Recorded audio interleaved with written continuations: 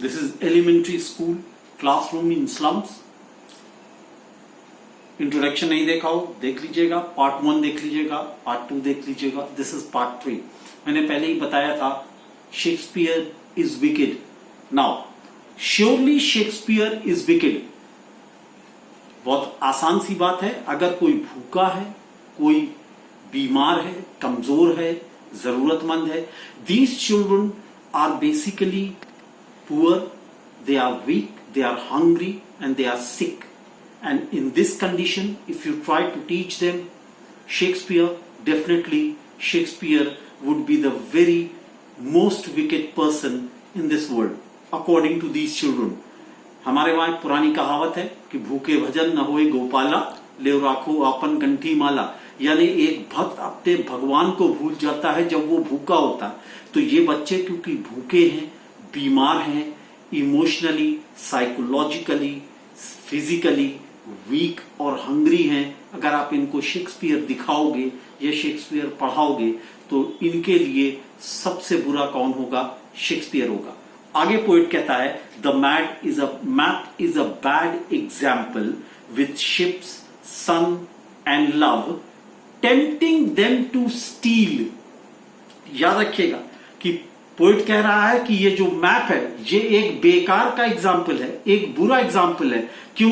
इसके अंदर जो चीजें दिखती हैं वो इनकी जिंदगी में नहीं है, और उस चीज को हासिल करने के लिए, उस चीज को पाने के लिए ये क्या करेंगे? चोरी करेंगे. मैंने अपने इंट्रोडक्शन में आपको बताया था 5 से लेके 15 साल तक के बच्चों को प्राइम एलिमेंट्री स्कूल कंपलसरी कर दी गई थी, क्योंकि ये छोटे छोटे क्राइम करते थे.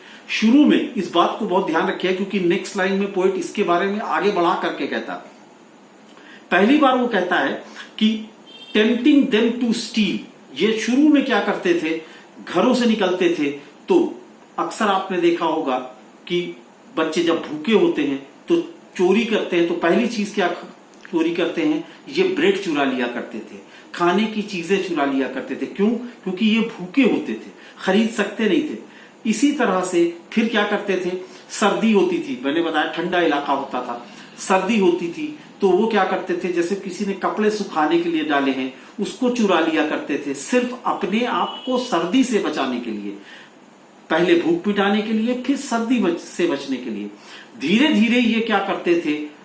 छोटी छोटी चोरियां करते करते बड़े चोर बन जाते थे. इसका जिक्र आगे वाली लाइन में है कि ये शेक्सपियर इसलिए खराब है क्योंकि ये भूखे हैं, कमजोर हैं. ये बिल्कुल ऐसे ही है जैसे कि, और नेक्स्ट लाइन में कहता है कि map is a bad example tempting them to steel.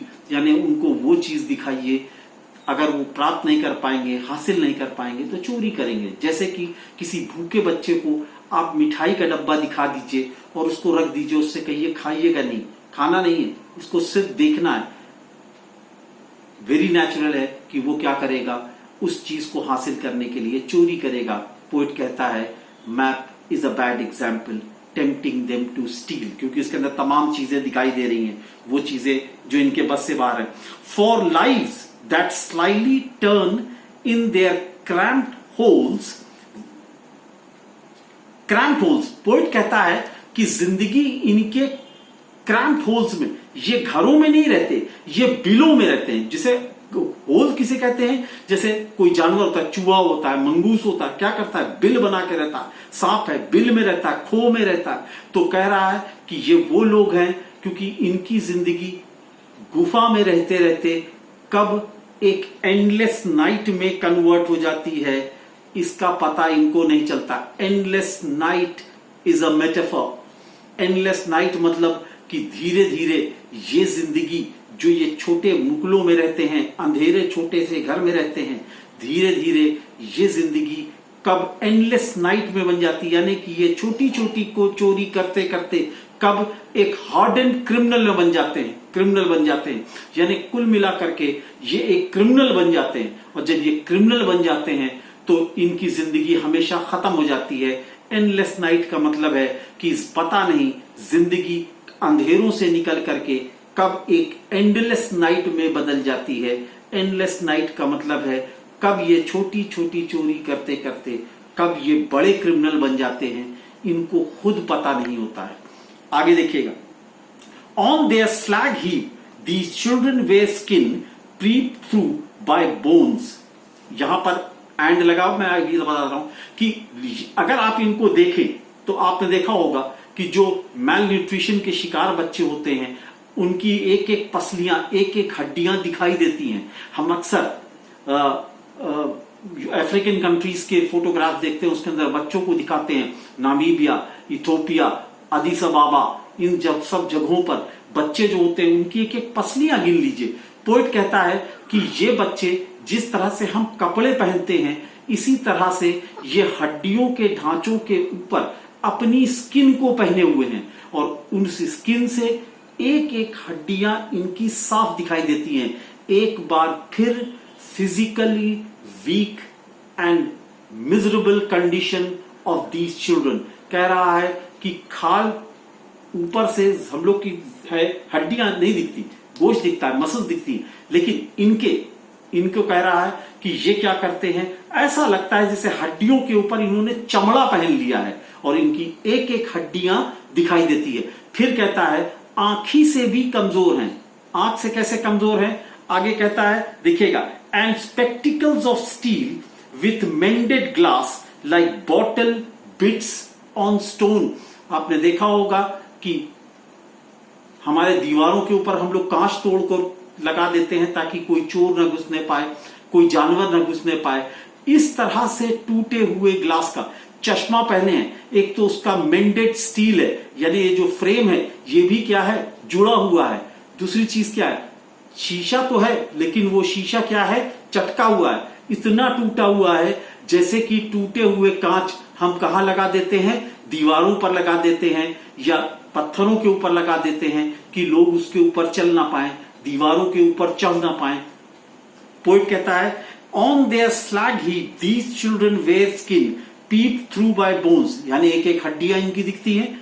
And spectacles of steel with mended glass, steel के चश्मे पहने हैं, यानी आंखें कमजोर हैं लेकिन चश्मे भी अफोर्ड नहीं कर सकते, इतने गरीब हैं कि टूटा हुआ है चश्मा उसी को पहनते हैं, नया चश्मा ये खरीद नहीं सकते, यानी आंखें भी इनकी कमजोर हैं। एक क्वेश्चन जो पूछा जाता है कि describe the condition of the children, first paragraph के बाद इसको भी डिस्क्राइब करना होगा कि इतने कमजोर हैं कि इनकी आंखों में से दिखता नहीं है, चश्मे टूटे हुए हैं, एक एक हड्डियां नजर आती हैं। आगे देखिएगा, all their time and space are फ्लॉगी स्लम, यानी इनकी पूरी जिंदगी कहां गुजर जाती है, इन फॉगी स्लम्स में गुजर जाती है।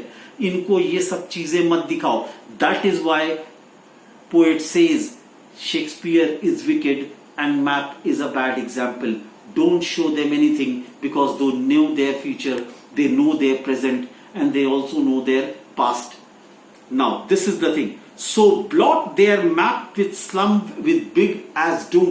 बहुत आसान है, हमने देखा होगा मैप्स, अगर आप देखें, आप गूगल में मैप सर्च करते हैं उसके ऊपर वो हर चीज को दिखाता रहता है, यहां पर ये चीज है, यहां पर ये चीज है। इसी तरह से उस जमाने में जब मैप बनाए जाते थे तो उन मैप्स के अंदर चीजों को मार्क किया जाता था। पोएट कहता है कि इनके स्लम्स को, स्लम्स मत लिखो बल्कि क्या लिखो, डूम लिख दो। डूम मतलब क्या होता है मैंने आपको बताया, एक बड़ी सी कब्र को भी कहते हैं, ऐसे डूम्स डे कहते हैं। आपको बता चुका हूं कि डूम्स डे माने होता है end of the world, but यहां पर डूम माने है एक बड़ी सी कब्र जिसके अंदर जिंदा मुर्दे इंसान रहते हैं। मैं ऑक्सीमोरॉन का इस्तेमाल कर रहा हूं कि जिंदा तो हैं लेकिन मुर्दे से बदतर हैं। पोएट कहता है इसीलिए इनके जो मैप हैं वहां पर स्लम्स मत लिखिए, वहां पर क्या बना दीजिए, एक ऐसा डूम बना दीजिए, एक ऐसी कब्र बना दीजिए जिसके ऊपर लिख दीजिए कि यहां पर जिंदा मुर्दा इंसान रहते हैं। और पोएट इसीलिए कहता है कि ये इतने गरीब हैं, ये कब इनकी जिंदगी एक छोटे क्रिमिनल से बड़े क्रिमिनल में बदल जाती है और उसके लिए किसको जिम्मेदार ठहरा रहा है, आपकी गलत policy, the policy of the Democrats, the wrong policies of the Democrats, कि जो चीजें ये हासिल नहीं कर सकते उनको आप दिखाओगे तो ये क्या करेंगे, ये चोर बन जाएंगे। This is part 3। Next part में आपको फिर से इसका एंड बता दूंगा। याद रखिएगा, अगर इंट्रोडक्शन नहीं देखा हो देख लीजिएगा, पार्ट 1, 2 देख लीजिएगा। This is the 3rd part. Thank you very much and God bless you all.